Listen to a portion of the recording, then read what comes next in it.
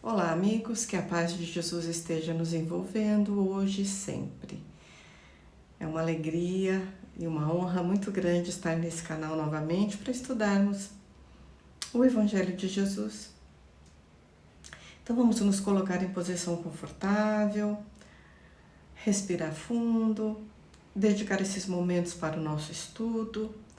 Vamos pedir a Jesus a proteção do alto, que o ambiente que estejamos seja envolvido em muita luz, que os nossos protetores, os nossos mentores estejam conosco, nos amparando, nos orientando, e que esses momentos de reflexão possam ser guardados em nosso interior, que sejam luz para os nossos caminhos, que assim seja. Meus queridos amigos, hoje o nosso tema é do livro Caminho, Verdade e Vida, psicografado por Chico Xavier, com mensagens de Emmanuel. O nosso tema de hoje, um tema interessantíssimo para esse começo de ano. O tema é 57, dinheiro. Porque o amor do dinheiro é a raiz de toda espécie de males. E nessa cobiça, alguns se desviaram da fé e se traspassaram a si mesmos com muitas dores. É extraído da carta de Paulo a Timóteo, da primeira carta de Paulo a Timóteo, capítulo 6, versículo 10. Começa Emmanuel. Paulo não nos diz que o dinheiro em si mesmo seja flagelo para a humanidade. Então, aqui nessa primeira frase, ele já esclarece. Paulo não está dizendo que o dinheiro é mal em si mesmo, que é uma coisa ruim. E nem que ele seja o flagelo da humanidade. O dinheiro em si não pode ser considerado como algo mal. Várias vezes vemos o mestre em contato com o assunto, contribuindo para que a nossa compreensão se dilate. Então, Jesus se referiu em várias passagens e várias parábolas do Evangelho ao dinheiro. Recebendo certos alvitres do povo que lhe apresenta determinada moeda da época, com efígie do imperador romano, recomenda que o homem dê a César o que é de César, exemplificando respeito às convenções construtivas. A primeira observação de Emmanuel.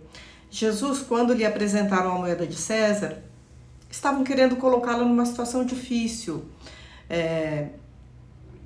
Se ele dissesse que a moeda era de César, deveria pagar tributos a César, eles iriam ir contra os judeus da época, que eram um povo dominado e que uma das coisas que eles não aceitavam era a dominação romana e ter que pagar imposto para César. Por outro lado, se ele dissesse que não é lícito pagar imposto para César, ele iria estar contra a convenção romana e seria, evidentemente, preso pelos romanos. Então quiseram colocar Jesus numa saia justa. E ele, com toda a sabedoria, com toda a ciência, com toda a amorosidade, ele me dá a moeda aí. Porque perguntaram para ele, Senhor, é lícito pagar tributo a César? E ele diz assim, me dá uma moeda. De quem é essa efígie na moeda? É de César. Então ele diz, dai a César o que é de César e a Deus o que é de Deus. O que ele quis dizer aqui? Respeitem as leis e convenções humanas. Então nós precisamos respeitar as convenções humanas e as leis que regem a nossa sociedade. Ah, mas existem leis injustas.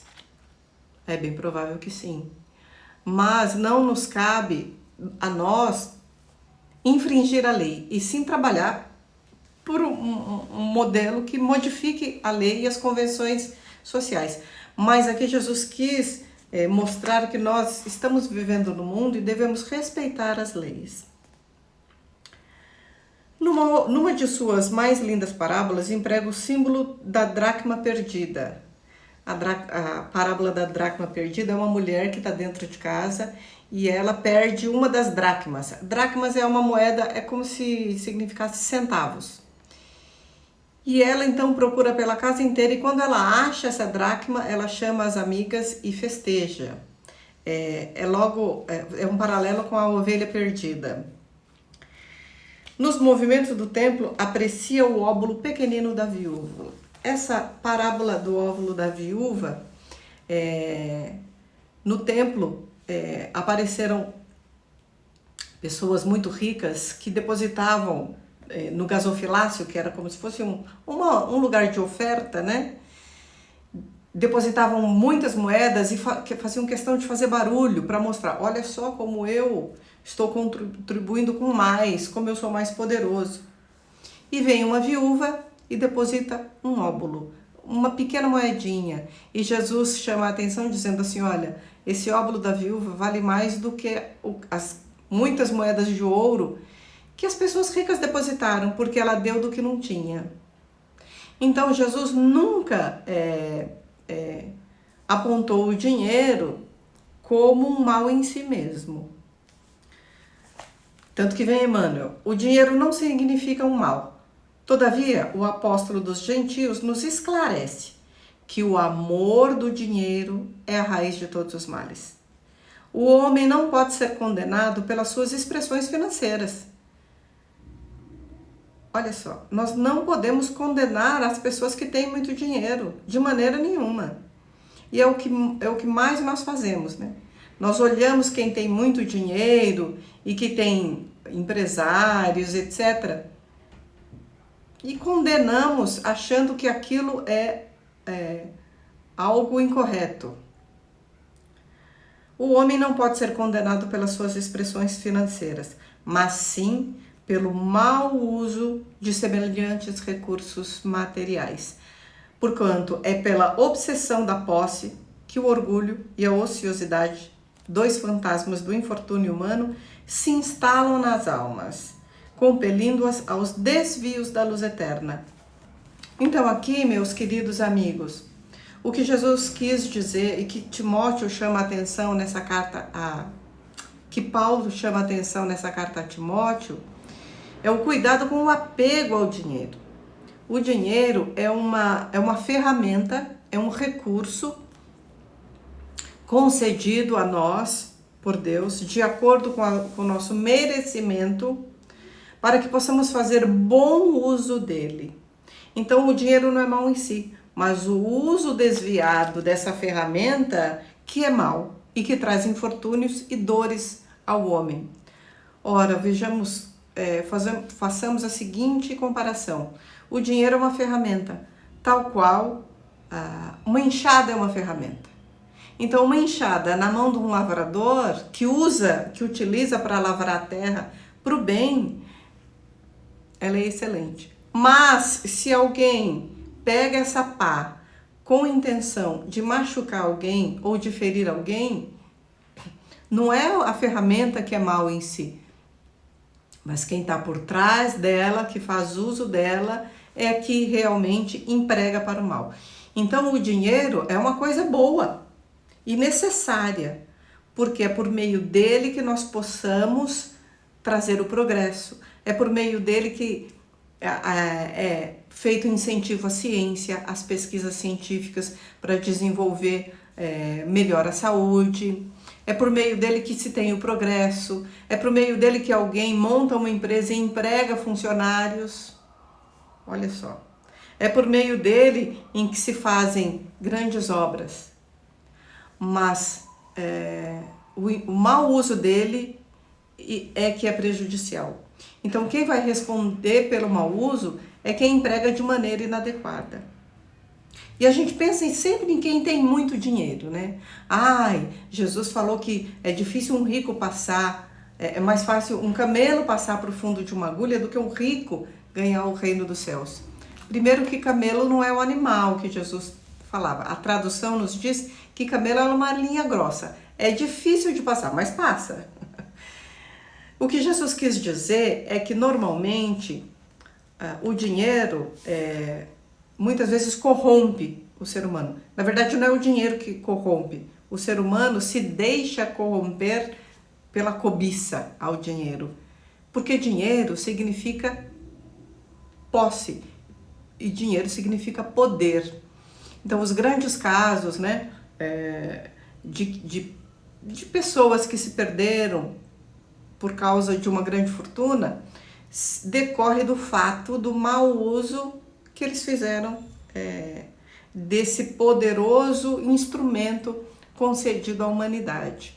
Então, vamos olhar para o dinheiro com outros olhos, como realmente uma ferramenta importante que deve ser empregada para o bem. E nisso, quando a gente pensa nesse emprego do dinheiro, a gente sempre pensa em quem tem muito dinheiro, mas não. O dinheiro que chega às nossas mãos, seja ele pouco ou muito, razoável ou insuficiente, ele deve ser muito bem empregado. E importante dizer que nós vamos vivendo nas diversas encarnações, ora nós viemos com a fortuna, ora nós viemos privado dela, porque nós precisamos vivenciar todas essas experiências. E muitas vezes, por causa da fortuna, o ser humano se desvia do bem, né? Emprega de maneira inadequada, emprega para fazer o mal, para prejudicar as outras pessoas, ou para simples satisfação dos seus prazeres materiais.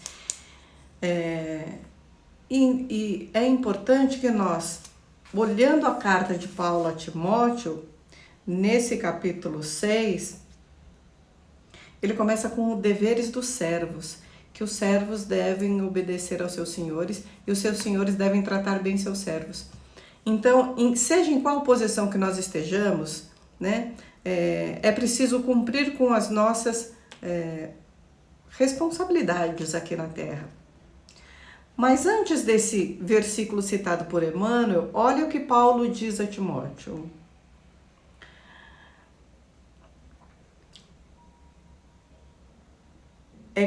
Mas é grande o ganho, porque nada, no versículo 7, porque nada trouxemos para este mundo e manifesto é que nada podemos levar dele. Então, muitas vezes nós estamos focando toda a nossa energia para os bens materiais, inclusive o dinheiro, e esquecemos que nós vamos deixar tudo aqui, que nós somos só administradores. Isso não quer dizer que nós não devamos trabalhar para o progresso, trabalhar para a nossa qualificação profissional, buscar uma qualidade de vida melhor. Isso é natural e faz parte da nossa vida terrena.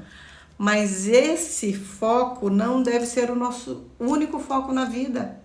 Nós precisamos também, e acima de tudo, equilibrar a nossa vida material com a nossa vida espiritual. Ora, se para eu ganhar muito dinheiro é necessário eu fazer algo ilícito e prejudicar milhares de pessoas, qual é a nossa opção? O que nós vamos optar? É nesse sentido. Se para ganhar muito dinheiro eu vou contra os meus princípios morais, será que é esse o caminho? É nesse sentido que Paulo fala, alertando de que os bens materiais são necessários, mas que não são a coisa mais importante da vida. Porque se nós focarmos a nossa energia, o nosso tempo, a nossa vida, somente em busca das coisas materiais, vamos lembrar de uma fala de Jesus: onde está o seu tesouro, ali está o seu coração. Né? Então, aquilo que a gente dá mais importância é aquilo que ali está o seu coração, né? E aí continua Paulo aqui: tendo, porém, sustento e com o que nos cobrirmos, estejamos com isso contentes. O que ele quer dizer é que vamos agradecer a tudo que nós temos. Se nós temos uma casa pequena, é nossa. Se nós temos somente 2 pares de roupa, agradeçamos. Nada impede que busquemos progresso para que conquistemos mais bens materiais para o nosso conforto, né? Repetindo, isso não é ilícito. A ilicitude vem do mau emprego do dinheiro e dos meios pelos quais, ilícitos pelos quais a gente se sujeita para buscar essas benesses, né?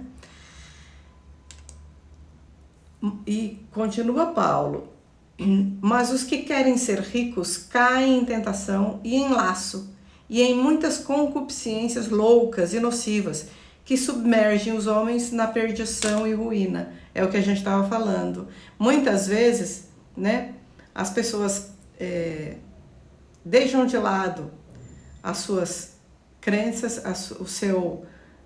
a sua moral, os seus princípios, para se corromper em busca de mais dinheiro. E acabam caindo numa cilada. Porque o amor do dinheiro, e aí vem Paulo, né, é a raiz de toda espécie de males, e nessa cobiça alguns se desviam da fé e se transpassam a si mesmos, com muitas dores. Então, o que Paulo quer dizer aqui é que não é o dinheiro que é ruim. É o amor excessivo e o apego ao dinheiro que faz com que o homem caia em diversas armadilhas. E aí é importante aqui a finalização de Emmanuel. O dinheiro que te vem às mãos, pelos caminhos retos, que só a tua consciência pode analisar a claridade divina, olha só, que responsabilidade. Então, o dinheiro que vem pelos caminhos retos, quais são esses caminhos retos? Somente a nossa consciência vai analisar à luz da claridade divina.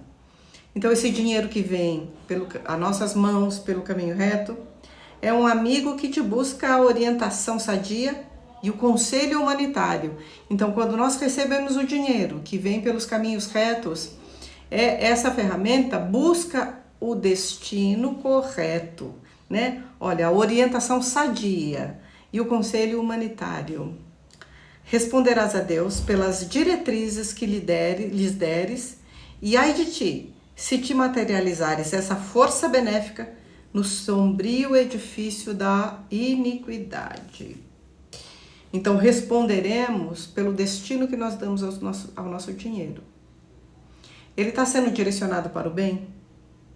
Ele está sendo aplicado para o progresso de maneira justa, para o bem? E ai de nós, se materializarmos essa força benéfica, então aqui ele chama o dinheiro de força benéfica. Ai de nós, se nós materializarmos essa força benéfica no sombrio edifício da iniquidade. O que é iniquidade? Iniquidade, aqui no dicionário, vou pegar aqui. Iniquidade, ação contrária à moral, ato de ser mal, injusto e perverso. Então, ai de nós, se nós empregarmos essa força benéfica com iniquidade, para o mal, para a perversidade, para o prejuízo de outrem. Então, meus queridos amigos, a lição que nós tiramos hoje é que o dinheiro é uma força benéfica. Então, vamos mudar o nosso pensamento de que nós não precisamos de dinheiro, de que ter dinheiro é ruim, de que não precisamos buscar o progresso ou oportunidades de melhoria da nossa vida. Não, muito pelo contrário. Mas precisamos ter cuidado. A forma com que nós buscamos esse dinheiro, a forma com que ele chega às nossas mãos, tem que ser pelo caminho reto, pelo caminho justo, e deve ser empregado para o bem, para a justiça e de acordo com o progresso e com a moralidade. Então, que Jesus nos ampare, que nesse ano sejamos iluminados, que toda vez que nós chegarmos o dinheiro às nossas mãos pelas maneiras lícitas, nós possamos empregá-lo também de maneira para o bem, para a retidão, de acordo com os nossos princípios morais. Que Jesus nos abençoe e que tenhamos um 2025 cheio de oportunidades, não só materiais, mas que saibamos aproveitar as oportunidades para o nosso progresso espiritual e que sejamos carreados de muitas bênçãos.